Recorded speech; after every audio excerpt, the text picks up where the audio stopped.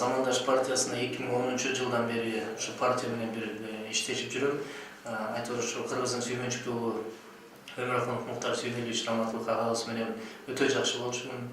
Анан ошол киши мени да ушу коомдук саясий ишке алып келген бирден бир себепкер деп айтсам болот.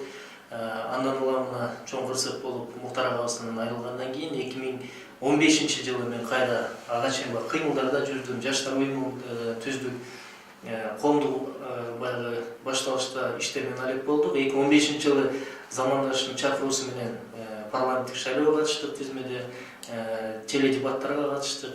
Андан 2016-жылы кайра Замандашка чакырып келишти, тең төрагалык статус менен. Ошондон бери иштеп атам. Толук кандуу Замандашта иштегениме 1 жыл болду. Кудай кааласа азыр көрсөткүчтөр жаман эмес. Элдин колдоосу жакшы, Кудайга шүгүр. Чоң өзгөрүүлөр болду Замандашта. Эми азыр максатыбыз абдан ири, зор, багытыбыз дагы бар. Эми кийинки чоң саясий күрөштөргө азыр даярданып аткан кезибиз. Эми Замандаштын өзгөчөлүгү эмнеде башка партияларда? Айтор ушу шайлоонун алдына 1 ай калганда, 2 ай калганда штабтарын ача алып анан элге реклама кылып иштей калат эмеспи. Замандаш андай эмес деп үлгү көргөзөлү деп атабыз. Буга чейин иштеп келген Замандаш азыр да иштеп атат. Мына азыр талкуулап атканыбызда Замандаштын штабтары өз ишин кылып, мигранттар менен иштеп аткан учур, көптөгөн социалдык маселелер менен иштеп аткан учур. Буюрса, Кудай буюрса, 2019-жылы дагы жергиликтүү кеңештин шайлоолору болот. Бул мисалы 2-чи борборубуз Ош калаасында болгон атат. Мына ошого даярданып атабыз. Азыр командабыз түзүлүп, шайлоого түздөн-түз кириш баштады. Анан 20-жыл чоң саясий күрөш болот.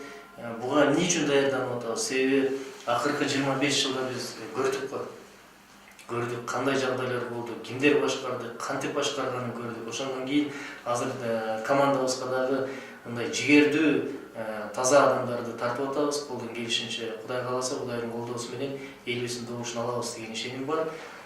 Себеби биздин алдыга койгон чоң реформаторлук идеяларыбыз камтылганда, эми Кыргызстанга тартып алып келиш керек, оңдош керек да.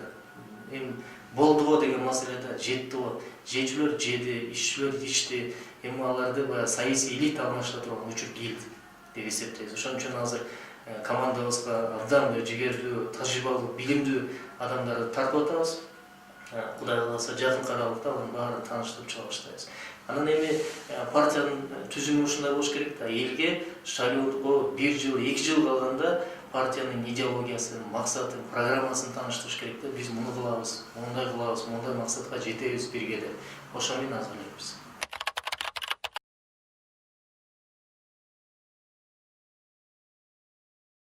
Эми биринчиден президент бизге жеке партияга сөз берген эмес.